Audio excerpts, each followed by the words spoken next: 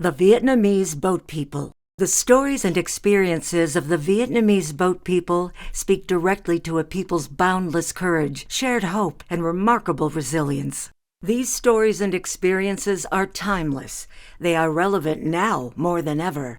The Lakewood Public Library honors the Vietnamese boat people by allowing their stories to be told and their experiences to be shared. Through an exhibition and related programs involving literature, poetry, film, the study of faith traditions, art, and photography, we examine the lives and important stories of Vietnamese refugees, and we celebrate a people's history and culture. In exploring and celebrating a people's humanities, we humanize a people and promote empathy and understanding. The Lakewood Public Library is honored to exhibit a selection of photographs of Vietnamese boat people taken by Les Bird, former commander of the Royal Hong Kong Marine Police. These photographs, which were previously exhibited at the Chinese University in Hong Kong in 2021 and at the Venda Museum in Los Angeles in 2023, both anchor and center the library's omnibus program, Vietnamese Refugees, Stories of Courage, Hope, and Resilience.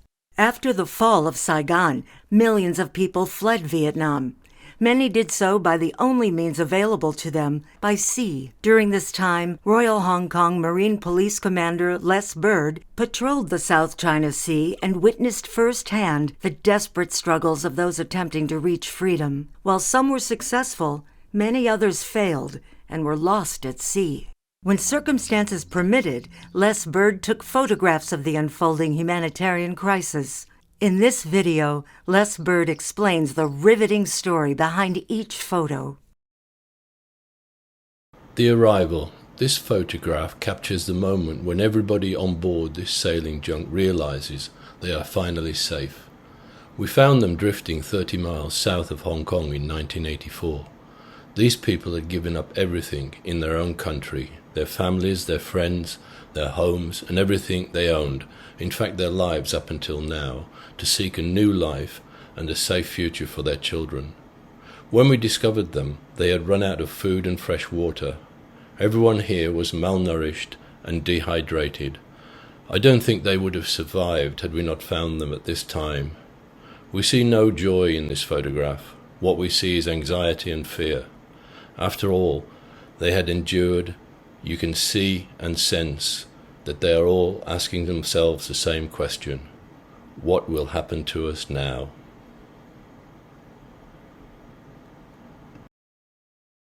We made it.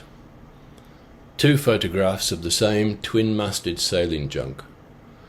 In the left-hand photograph, the crew wave and outstretch their arms as they are called to come alongside our patrol launch after arriving south of Hong Kong in 1988. Relying only on the wind to propel them, they took 10 days to sail across the South China Sea. The crew of this junk were expert sailors and handled their vessel with great skill. This was rare. Most arrivals from Vietnam had never set foot on a boat before striking out to cross hundreds of miles of open ocean. In this photograph, on the right-hand side, the crew look across to our police launch and await instructions on what to do next.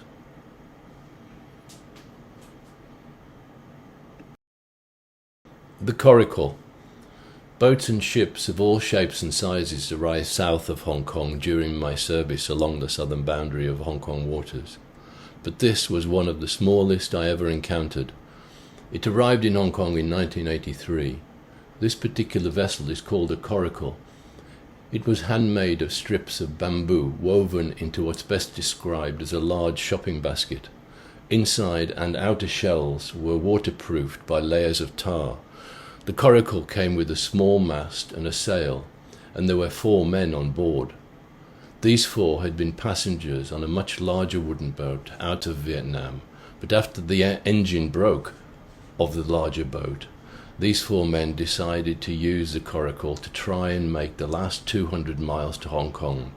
Remarkably, they made it.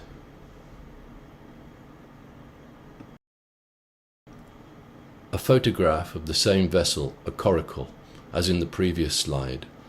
The 4 young men on this vessel had survived the last 3 days at sea by drinking only rainwater that they had managed to scoop up from the bottom of their boat.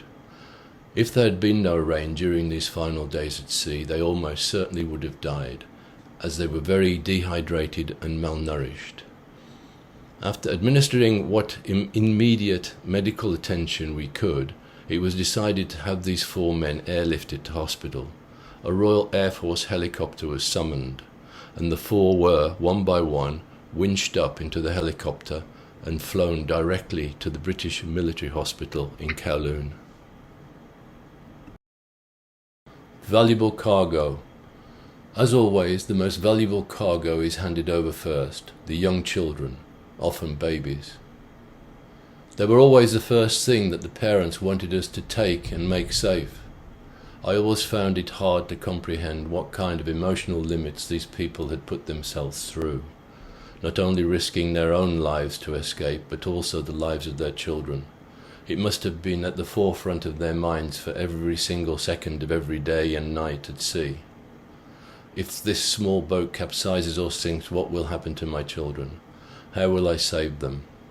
The answer, although obvious, would always have been too terrible or too horrifying to imagine.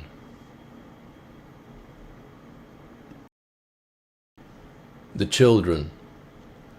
Many of the arrivals into Hong Kong were families travelling together. Often there were more children on the boats than adults. These 2 young boys and 1 young girl stand close to their mother. The mother and the daughter watch as their father manoeuvres their small wooden motorized boat alongside a police launch after it was intercepted just south of the Soko Islands in 1985. On their way across the South China Sea, the engine of this vessel had broken down several times. The deck planking to the stern of the boat can be seen to have been removed and left out of place, as the father was repeatedly required to attend to the engine's problems. The weight. This photograph is of an overloaded wooden junk as it sits moored alongside the police launch that intercepted it. The photograph is taken from my own police launch as we manoeuvre along the near side of the vessel. As can be seen, the Vietnamese passengers on the junk are awaiting instructions on what to do next. Usually, if the vessel was in good seaworthy condition, like this one, then the initial inquiries could begin. If the vessel had a captain or a spokesperson, then this person would be invited on board our own launch so that the initial information gathering could begin. One of the first arrivals. This is one of the first photographs I took of a Vietnamese vessel arriving in Hong Kong waters. The date was July 1977, and I was using a Polaroid Series 8 land camera. This small motorized wooden vessel had 38 people on board and had taken 12 days to reach Hong Kong, crossing the South China Sea from Da Nang. The DN registration number can clearly be seen on the bow of the vessel. It was quite rare in the late 1970s to find a boat that had left central Vietnam. Almost all of those we found during those years originated from the south, the Mekong Delta area, and the coast just east of Saigon.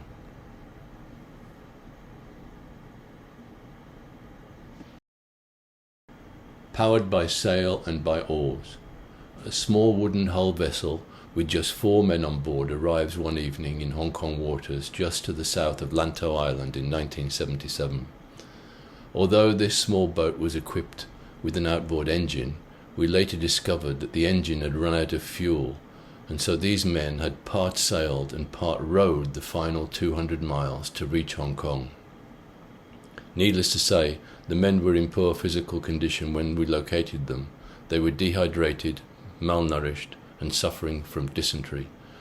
They were so physically weak that their ability to row their vessel was practically non-existent. In the late 1970s, there was an outbreak of cholera in Vietnam, so upon encountering vessels at that time, myself and my crew had to be careful when offering assistance to groups such as these 4. People smuggling freighters. This is the stern section of the people smuggling freighter called the Hoi Phong, which arrived south of Hong Kong in December 1978 with over 3,600 Vietnamese refugees on board. The photograph was taken from the deck of a police launch shortly after we intercepted the ship as it approached Hong Kong waters. The Taiwanese master and crew of the ship claimed to have rescued all the refugees from sinking boats as they crossed the South China Sea, but a quick investigation proved this to be untrue, and that they had loaded up the ship in Vietnam and had been paid $1.4 million in gold to bring them to Hong Kong. The gold was later located in the engine room of the ship. Everyone on this ship was eventually granted refugee status and settled in the US, including these two little girls who are captured on film peeping out of the ship's porthole. The Hoi Phong. This is a close-up photograph of the main deck of the people smuggling ship the Hoi Phong, which is also featured in the previous slide. The photograph was taken from the upper deck of a police launch which was moored alongside the Hoi Phong for 28 days while the decision was being made on what next to do with the ship and its passengers. One of the first things airlifted onto the ship by the Hong Kong government was a consignment of warm clothing.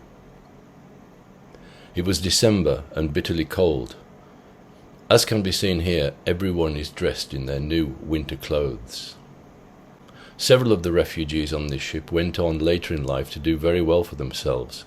One of them was a 7-year-old boy called Ki Hoi Kwan, who starred in the Indiana Jones movies and eventually won an Oscar at the 2023 Academy Awards. Beached freighter. This is a freighter calling itself the Senon. It was one of 3 people smuggling ships to arrive in Hong Kong from Vietnam in the late 1970s. This ship arrived in May 1979 and was transporting just over 1,400 refugees that were crammed into the cargo holds below decks. This photograph was taken after the ship had run aground on Lantau Island, just inside Hong Kong territorial waters, and all the refugees had been safely evacuated by the Marine Police. The real name of the ship was the Seng Chong, but while crossing the South China Sea, the crew, in the belief that they could fool the Hong Kong authorities, decided to change the name of the ship. In doing so, they managed to paint the letter S on the stern of the ship backwards. Orange sails. The master of this twin-masted sailing junk prepares to lower his orange, sun-bleached sails after being intercepted off Soko Islands, just inside Hong Kong waters in 1988. This is a typical example of the Vietnamese coastal fishing vessels that were arriving south of Hong Kong at the time. The sails are supported by long wooden battens that form solid ribs interwoven into each sail. These battens help to hold the open shape of the sail so that they are full and can catch whatever wind there is. When this vessel arrived south of Hong Kong, it was making way at over 20 knots, which is quite fast for a heavy wooden sailing boat. There were 25 men, women and children on this vessel. All were in quite good physical condition. Dilapidated motor junk. We located this large motorized wooden junk south of Hong Kong waters in 1985. The engine of the junk had broken down and was beyond repair. The junk, which was overloaded with 122 people, was simply drifting, going nowhere. They were actually lost. They had no idea where they were. Those on board this junk had run out of food several days before we found them, and they were also very low on fresh water. They were, in fact, staying alive by drinking rainwater. We had no choice but to tow this battered old boat into Hong Kong. As we did so, we called for medical attention to be flown out to sea by helicopter, as many of those on board needed urgent medical attention. Dilapidated motor junk. This is the same junk as in the previous slide. Police Launch Number 4, the command vessel for the southern boundary in 1985, is seen manoeuvring close by. The hills of Lantau Island are to the rear of the photograph. In 1985, the Marine Police fleet had been significantly increased with the latest state-of-the-art search and rescue vessels and equipment. This upgrade was necessary in order to better deal with the large number of boats and ships trying to reach Hong Kong from Vietnam. This police launch had a sailing range of 1,500 miles on one tank of fuel, so it could be deployed to cover most of the South China Sea should the need arise. 4 in a line. These 4 small, identical motorized boats were found stationary in the estuary of the Pearl River to the west of Hong Kong. They were heading from the direction of Macau when 2 of the boats developed engine problems. As each boat had over 30 people on board, they decided to lash all 4 boats together for safety. Unfortunately, now, with only 2 engines working, the 4 overloaded boats were unable to move further. The police launch that located them evacuated all 140 people from the 4 boats, then towed the empty boats towards Hong Kong. This photograph was taken in 1987.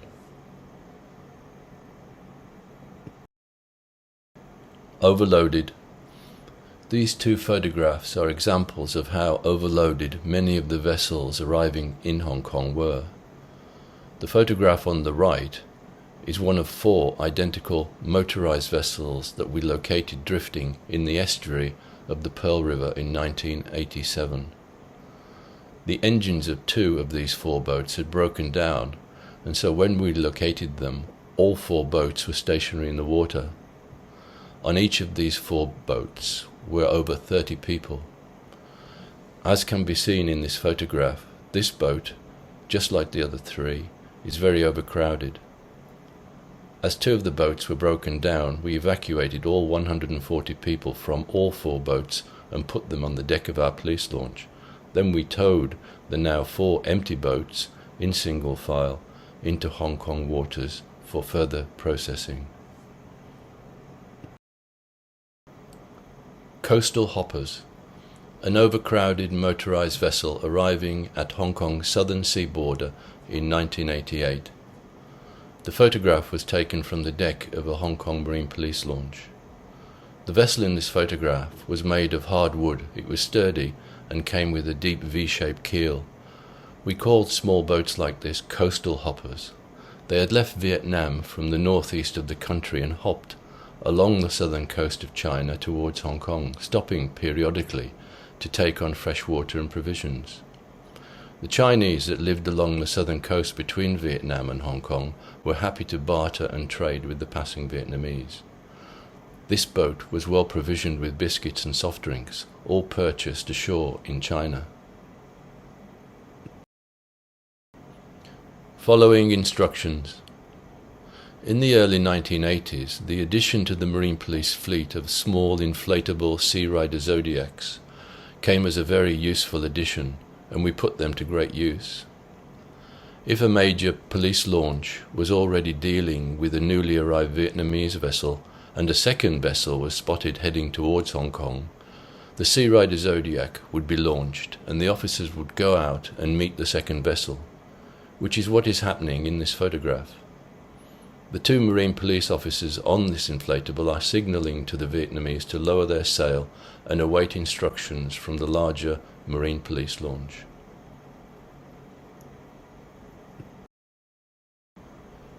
Sunshade.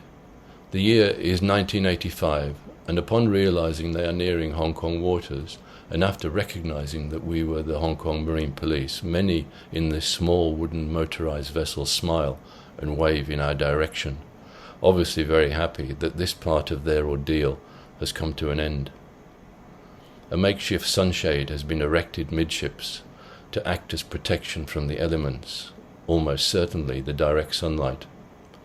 Many of those that crossed the South China Sea were sick when arriving in Hong Kong, badly sunburned skin and dehydration being just 2 of the main ailments. Urgent medical attention was usually required after intercepting a vessel such as this one. Sunshade. This is the same small motorized wooden vessel as in the previous slide. It is now much closer to our police launch. All on board this small vessel can be seen looking directly towards us in anticipation of being told what they need to do next. We later discovered that there were 42 men, women and children on this small boat. Quite a few were babies in their mother's arms. This boat had left Vietnam with just 26 people on board, but had found a second vessel drifting helplessly at sea after its engine had broken down. So the original 26 rescued 16 other people from what would possibly have been a fatal outcome. Many of the vessels arriving in Hong Kong in the early 1980s had stopped to help other refugee vessels in distress out at sea.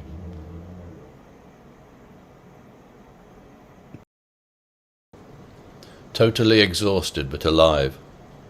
A group of rescued refugees look exhausted as they sit on the pier and wait for further assistance at one of the Marine Police bases in 1985. Their motorized wooden boat had, just hours before this photograph was taken, capsized and sunk in rough seas to the west of Hong Kong. Most of those in this photograph had been flung into the sea in the incident. Others managed to cling to the overturned hull of the boat until we were able to reach them. It can be seen that many of those rescued were children, and they are not wearing any shoes. During rescues at sea, where possible, we instructed those that might end up in the sea to remove their shoes and any other item of clothing and dispense with any baggage.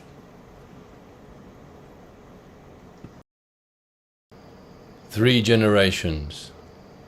The majority of Vietnamese that arrived in Hong Kong in the late 1970s and early 1980s were families. When possible, all family members would travel together. In this photograph, there are three generations of women from the same family standing close together, anxiously looking towards the police launch that has just intercepted their vessel. The grandmother is assisting the daughter with the children, while the male family members follow instructions from the Marine Police to make safe their vessel. This photograph was taken in 1981 in the waters to the south of Hong Kong. The rescues. Both photographs were taken after a rescue at sea in which a refugee vessel had capsized and sunk. The photograph on the left is taken on the upper deck of a Marine Police launch shortly after the completion of the rescue of these people from a wooden vessel just south of the Soko Islands in 1985. When located, the vessel was listing badly and was in imminent danger of capsizing. In the photograph on the right, a similar scenario occurred.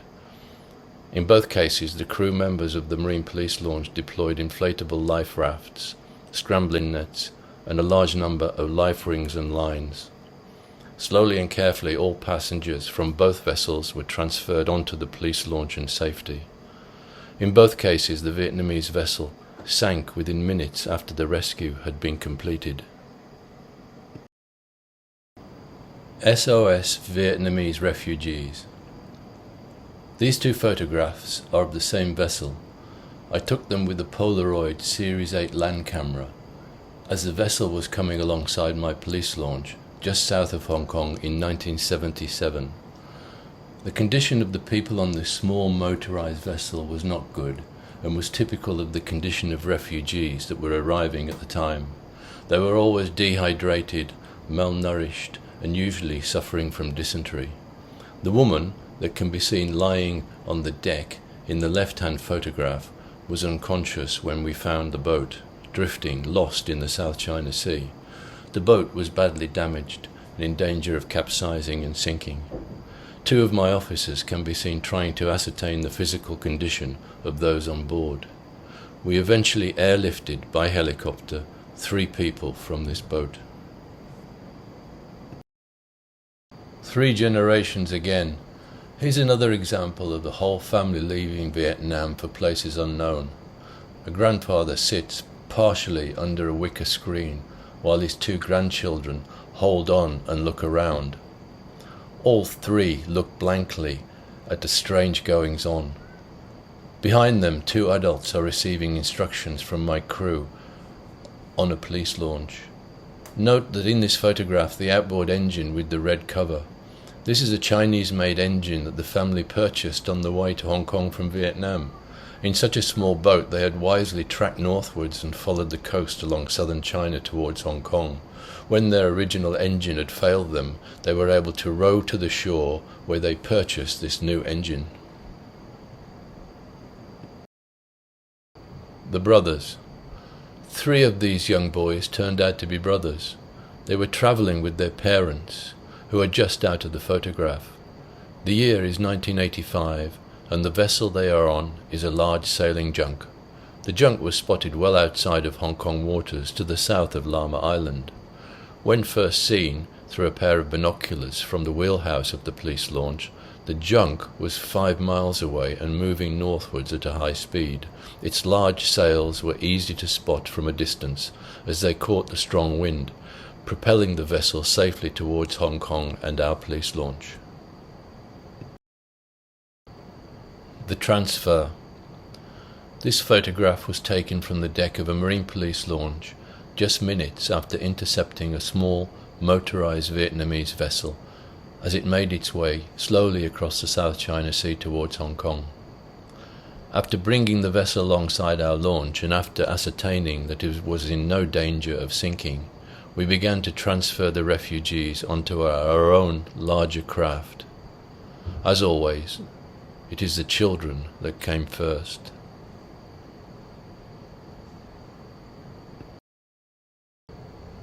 In a state of shock.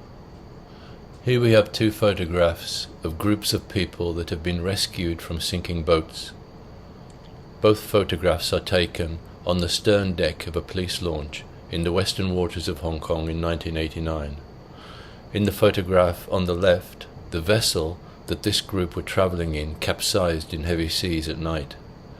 They were fortunate that we had spotted their vessel on radar some time beforehand and were on hand to effect a rescue. The group on the right-hand shot were plucked from the sea in a similar scenario. They are still in a state of shock, and they're trying to comprehend what has just happened to them and what is going to happen next. Landing craft arrivals. One of the British military units stationed in Hong Kong in the 1970s and 1980s was one called the Royal Corps of Transport, or RCT. 2 of the RCT's assets were vessels called landing craft. Landing craft are designed to transport at sea large number of troops and equipment. They are ideal for moving large numbers of people short distances.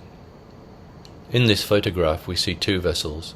In the foreground is the RCT landing craft full of people. Alongside it is a Marine Police launch. The Vietnamese people in the landing craft are being transferred from one refugee camp to another.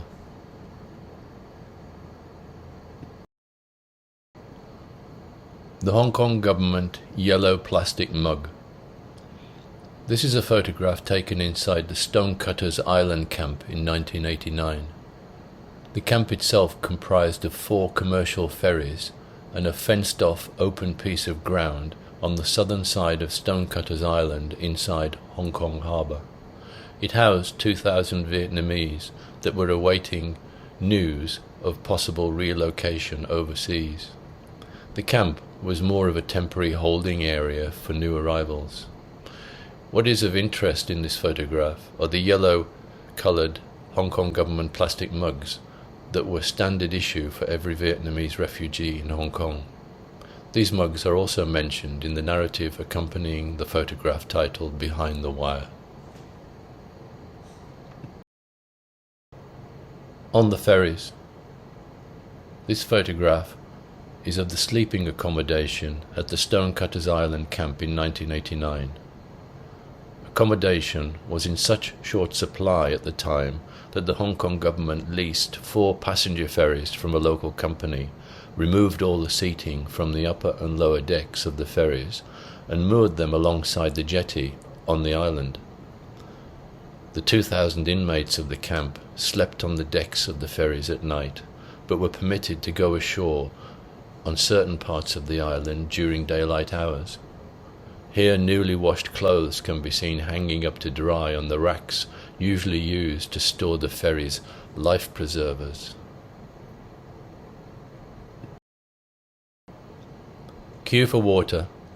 Another photograph taken at the Stonecutters Island camp in 1989. This camp was a temporary home to 2,000 people while they awaited more permanent accommodation.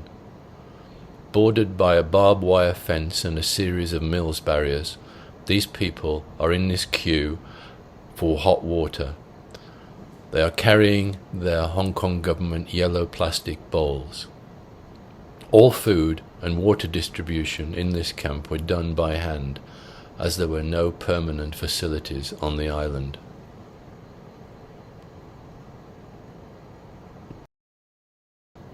Behind the wire. This is a photograph taken inside the Stonecutters Island camp in 1989. The children are queuing for their daily issue of vitamins. We found that most children arriving from Vietnam were deficient in vitamins and minerals, and so there was a daily issue of supplements to each child.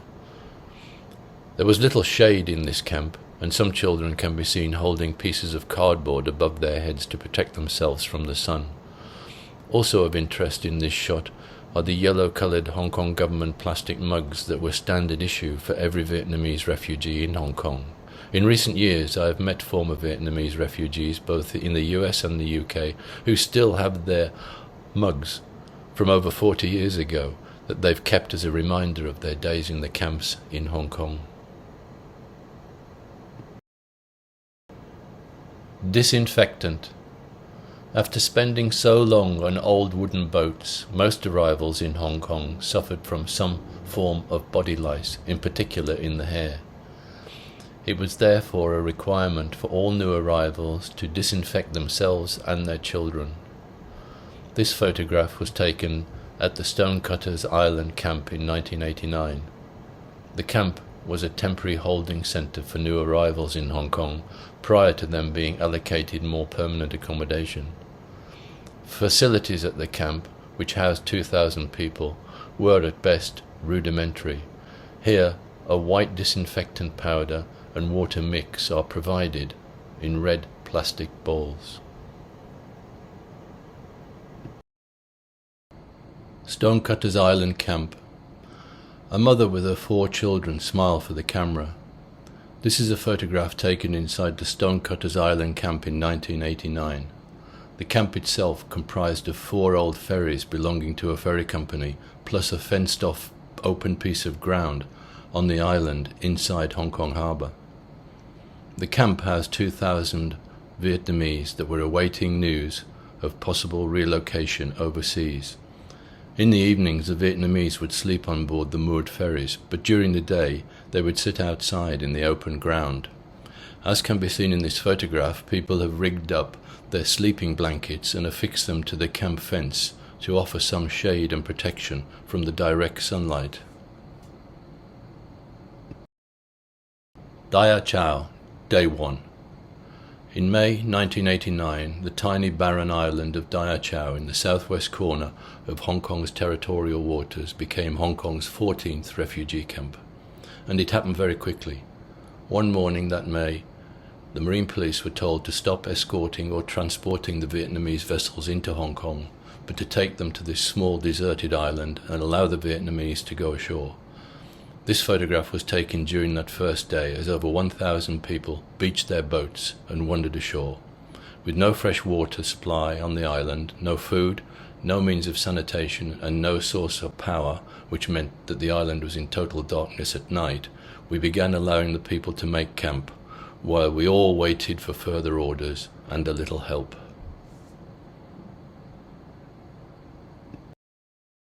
This photograph was taken on the island of Dia Chow the day following we allowed over 1,000 refugees ashore. Beached boats can be seen as the Vietnamese wander around the island. At this stage, most preferred to live on their boats and wait for further instructions, but some of the younger ones, particularly the men, went off looking for food or whatever else they needed.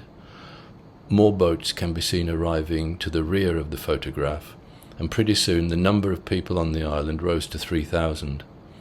It was turning into quite a challenging management issue for the Marine Police, and quite a confusing situation for the Vietnamese refugees.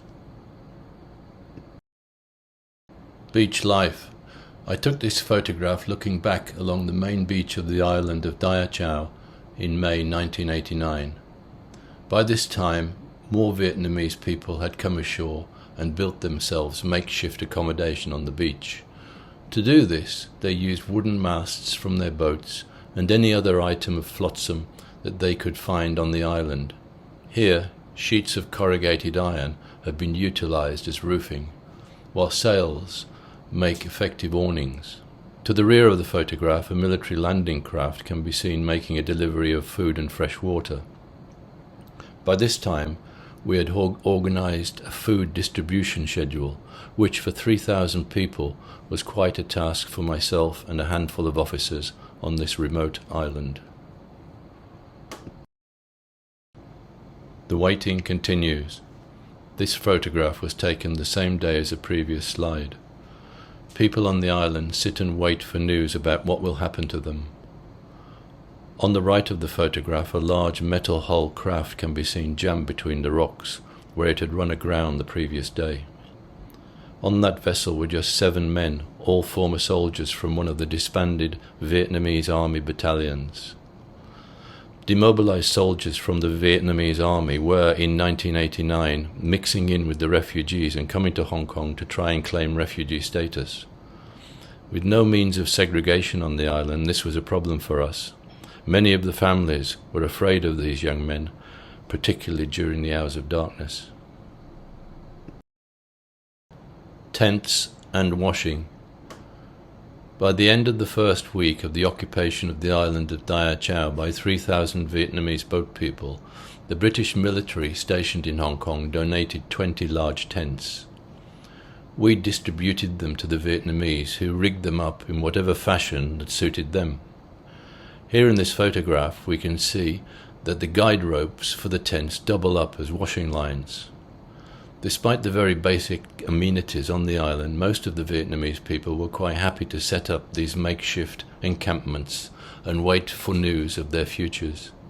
I guess after you had risked your life and the lives of your children trying to cross an ocean on a small, dilapidated boat, this existence would be favourable. Overcrowded jetty and the first delivery of food. The photograph on the left shows the newly arrived Vietnamese people sitting on the jetty of Dia Chao Island, waiting for the identification registration process to begin. After a couple of hours, the space on the jetty became full, and so new arrivals remained on their vessels, which were then required to moor at the end of the jetty. Throughout each day, the line became longer and longer. The right-hand photograph captures the first food delivery to the island. A small inshore Marine Police launch loaded with boxes of rice and beans attempts to secure itself to the jetty. A couple of Marine Police officers, assisted by 2 Vietnamese men, both volunteers, prepare to offload the boxes onto the jetty. Registration island style. In 1989, with all 13 permanent Vietnamese camps in Hong Kong full to capacity with over 60,000 people, the Hong Kong government was desperately looking for more places to house the daily arrivals of boats full of Vietnamese people seeking asylum in the West. The tiny, uninhabited island of Dia Chao was selected as a temporary solution, and Marine Police were directed to take all new arrivals to the island and look after them. This photograph was taken just 3 days after we opened the camp. We already had over 3,000 Vietnamese people on the island, and this photograph is of the Marine Police officers interviewing new arrivals in an attempt to ascertain everyone's personal details and what specific medical needs they might have. Island accommodation. These 2 photographs show examples of the accommodation built by the Vietnamese on the island of Dia Chao in 1989.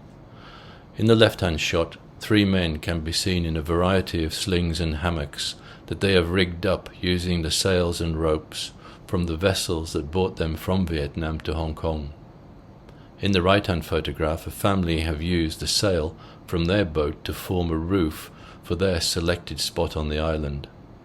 This arrangement is wedged between 2 rock formations.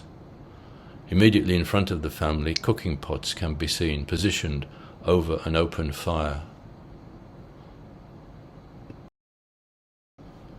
A family living on a beached wooden boat. This family of a mother, father and 6 children lived on board their own wooden vessel that they had dragged ashore after arriving at the island camp of Dia Chau in 1989. Many families preferred to remain on their own boats that were aground on the beach, rather than try and build makeshift structures on the island using wood and sails from their boat. I think that most felt that they were safer, more secure, by staying on their own boat rather than by wandering around the island, particularly at night when the island was in total darkness.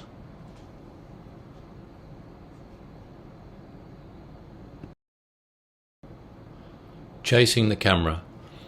These photographs were taken on the tiny island camp of Dia Chau shortly after the camp was opened in 1989.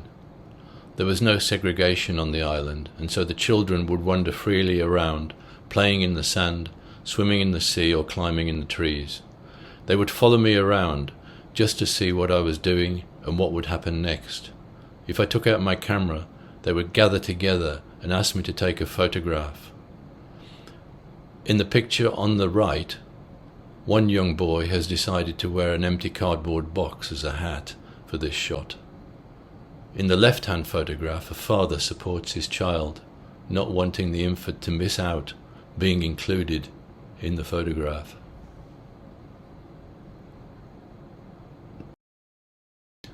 Island children. Just as in the slide titled Chasing the Camera, these 2 photographs were taken on the tiny remote camp on the island of Dia Chau shortly after the camp was opened in 1989. There was no segregation on the island, and so the children would wander freely around, playing in the sand, swimming in the sea, or climbing in the trees. They would follow me around in large groups, curious to see what I was going to do next and what would happen. It became a game for them, and it was good to give them something to laugh and joke about. If I took out my camera, they would gather in a group and ask me to take a shot of them, just as in these 2 photographs.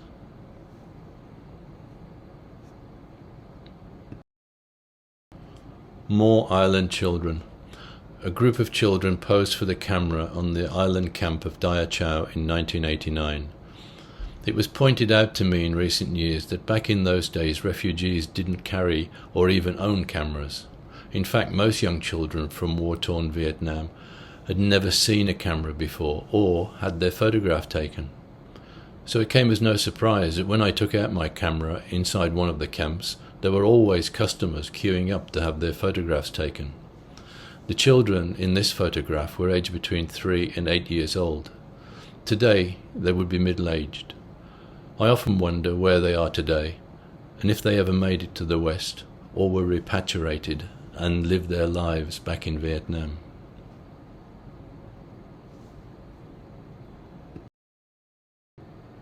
I will survive. A young girl holds a fist up to the camera, a gesture of defiance and resolve from a child that has already seen and experienced so much in her young life. In the years following the closure of the island camp on Dia Chau, I happened to meet a middle-aged woman who, like these young girls, arrived as a 7-year-old refugee on the island. I asked her how long she had been on the island. I expected to hear an answer of 6 months, or even a year. However, she answered 7 years. I was speechless. She had spent her entire teenage years on a 1 square mile barren island in the South China Sea, unable to leave and unable to contemplate how her life would take shape. Such is the life of a refugee. bamboo and wire house. The father of the family shown in this photograph built this cage-like structure to house and protect his family on the island camp of Dia Chau in 1989. At that time, segregation on the island was not possible, and with people from both North and South Vietnam living on the island, everyone did what they could to provide some form of security for their families, particularly as there was no lighting on the island at night. This father found a large piece of wire mesh washed up on a remote beach and, strengthened by bamboo struts, fashioned a cage for himself, his wife, and children to sleep in during the hours of darkness. To learn more about Commander Les Bird's experiences and the experiences of the Vietnamese boat people, read Mr. Bird's books, Along the Southern Boundary, a Marine police officer's front-line account of the Vietnamese boat people and their arrival in Hong Kong, and A Small Band of Men, an Englishman's adventures in Hong Kong's Marine Police.